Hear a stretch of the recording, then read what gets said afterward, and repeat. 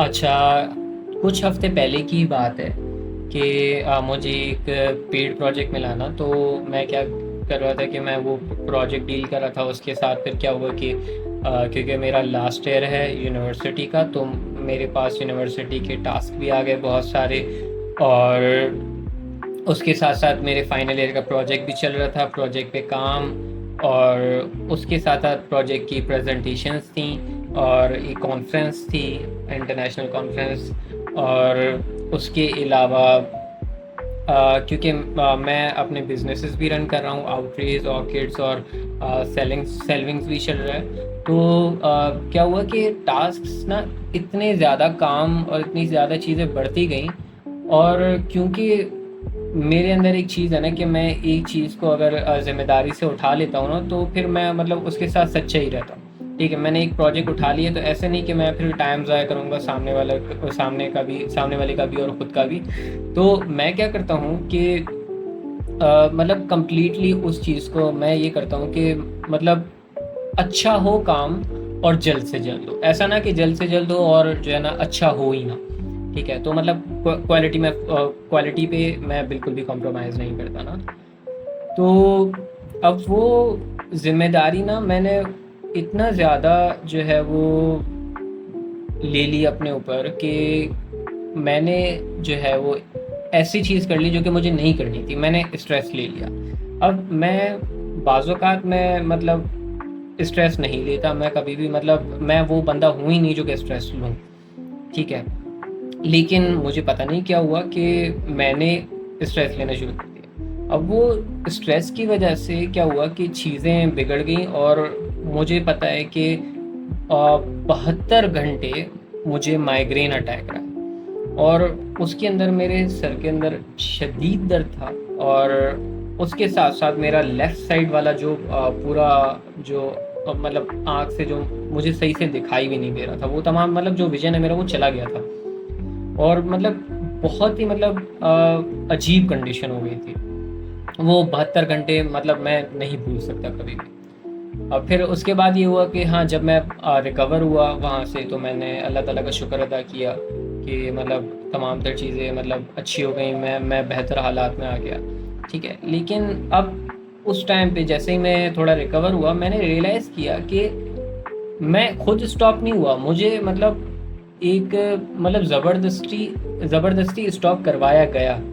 ठीक है, एंड मुझे पता था कि ये मतलब मैं पॉज़ क्यों हुआ हूँ, क्योंकि मैं स्ट्रेस ले रहा था।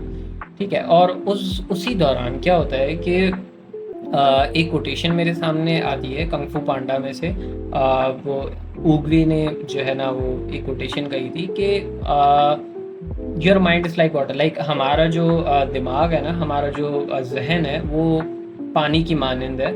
अब ये है कि वो पानी जब चलता रहता है ना, चलता रहता है, तो हमें उसके पानी की गहराई में नहीं दिख पाता कि असल में है क्या चीज़। ठीक है, मतलब हमें सही से नज़र नहीं आता।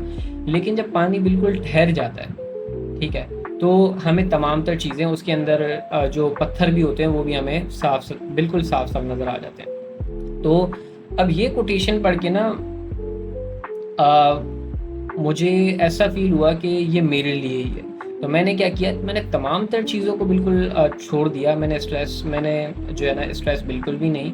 और मैंने बस एक स्टेप मतलब जो है वो लेना शुरू किया। ठीक है, यूनिवर्सिटी का टास्क था तो मैं एक स्टेप उसके अंदर ले रहा हूँ। लेकिन जो जैसे मैं पहले कर रहा था ना कि मतलब सो भी नहीं रहा हूँ, और ये भी नहीं कर रहा, वो भी नहीं कर रहा, खाना भी नहीं खा रहा, वो तमाम तर चीज़ें मैंने छोड़ दी। ठीक है, अब उससे क्या हुआ कि एक तो मेरा काम कम टाइम में हो गया, मेरा अच्छा काम भी हो गया, मुझे नहीं पता ये कैसे हुआ। और एक जो तीसरी चीज़ जो कि हुई, वो हुई कि खुद ब खुद जो डेडलाइन्स थी वो 1 हफ़्ता आगे चली गई। मुझे नहीं पता कैसे।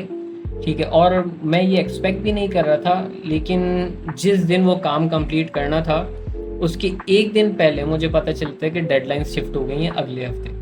ठीक है, तो जो 2 मेजर चीज़ें थी, एक जो मेरा पेड प्रोजेक्ट चल रहा था वो, और मेरी यूनिवर्सिटी की प्रेज़ेंटेशन की डेडलाइन्स, वो दोनों अगले हफ़्ते पे चली गई। और वहीं पे वो टाइम था जो कि मुझे बहुत खुशी हुई। हालाँकि इवन मेरा काम तमाम तर हो गया था, लेकिन मुझे बहुत ज़्यादा खुशी हुई कि अल्लाह के फजल करम से वो जो डेडलाइंस थी वो आगे चली गई। ठीक है, तो अब इसमें से मैंने जो चीज़ जो निकाली इसके अंदर से तमाम तर जो अर्क निकाला वो ये कि हमें जो है ना स्ट्रेस स्ट्रेस लेने से मतलब कोई भी फ़ायदा नहीं होता। हमें क्या करना है कि जब जब भी हमें कोई भी काम मिले उसको प्रेशर और स्ट्रेस लेने के बजाय आराम आराम से करना है और अपने साथ एक रोड मैप बना लेना है। अब तो क्योंकि चैट जीपीटी वगैरह आ गया है, सारी चीज़ें वहाँ से आप लोग भी इजीली कर सकते हैं। लेकिन जब आपके पास एक क्लियर रास्ता होगा, स्टेप बाय स्टेप प्लान होगा कि आपने करना क्या है, तो वो तमाम तर चीज़ें ईजीली हो जाएंगी। और क्योंकि स्ट्रेस लेने से और कुछ भी नहीं होगा, आप इवन बुरी कंडीशंस में चले जाओगे और उसके बाद फिर आप ज़्यादा स्ट्रेस लोगे।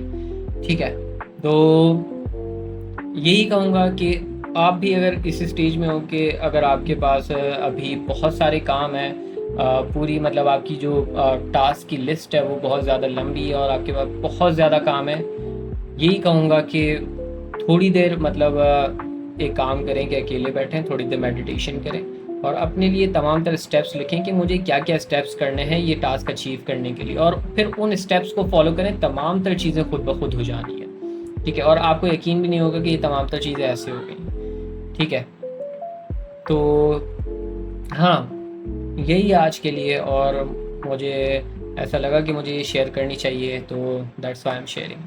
Thank you.